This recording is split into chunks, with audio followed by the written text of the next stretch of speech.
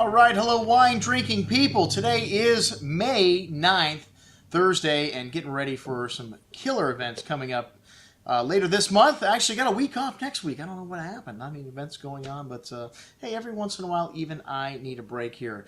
But, you know, I'll never forget one of the most incredible once-in-a-lifetime events we did with, well, over 10 years ago now, with the owner of this winery here, Alvaro Palacios, and we had 6 vintages of his iconic Lermita wine on the table. This is a 70-plus-year-old 4.4 hectare vineyard of Grenache, and incredibly stunning juice. As the Priorat just recently came into fame, you know, Alvaro was one of the original 5 guys. They all made wine at the same facility at one time. It was Clos Morgador, Clos Lorbach, Clos Erasmus, Clos Martinet, and then Clos Dauphy, which is Finca Dauphy, and Alvaro Palacios label emerged from. And he finished his winery just a few years ago, well, maybe a decade ago now. We've sent numerous people to visit Alvaro up in the Priorat, and this is an area that's got very high elevation. One of the things that Alvaro was looking for when he decided he wanted to start a new winery, his family is from Rioja, he wanted steep hillside vineyards, he wanted unique terroir, the slate that was here,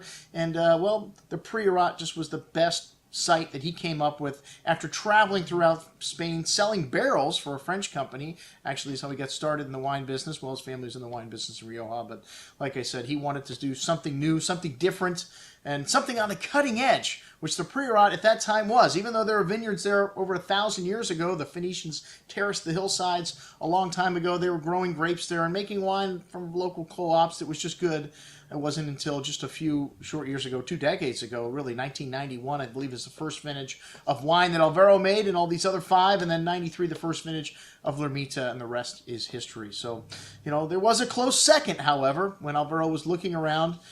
He saw some steep hillside vineyards in another area, Bierzo, which they have an ancient varietal here called Mencia, which he also found very interesting.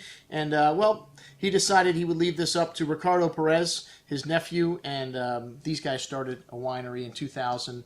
They dedicated the first wines to his father, who just passed away. And we were the first people on the bandwagon to get these wines. The Corillon 2001.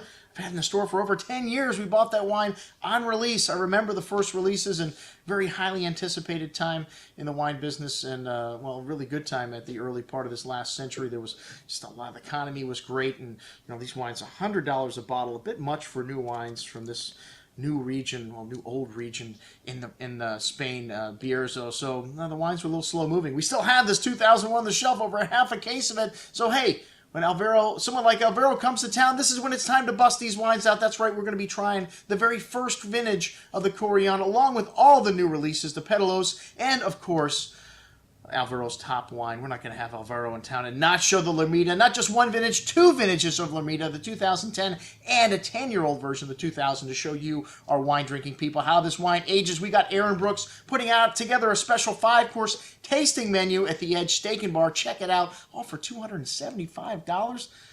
The Lermita costs $1,000 a bottle today. Check it out on our offer. Everything we're going to be drinking with our good friend Alvaro Palacios down at the Edge Steak and Bar a couple weeks from tonight. I'm your host, Andrew Lampasoni, signing off for the Wine Watch, saying remember, always drink the good stuff first.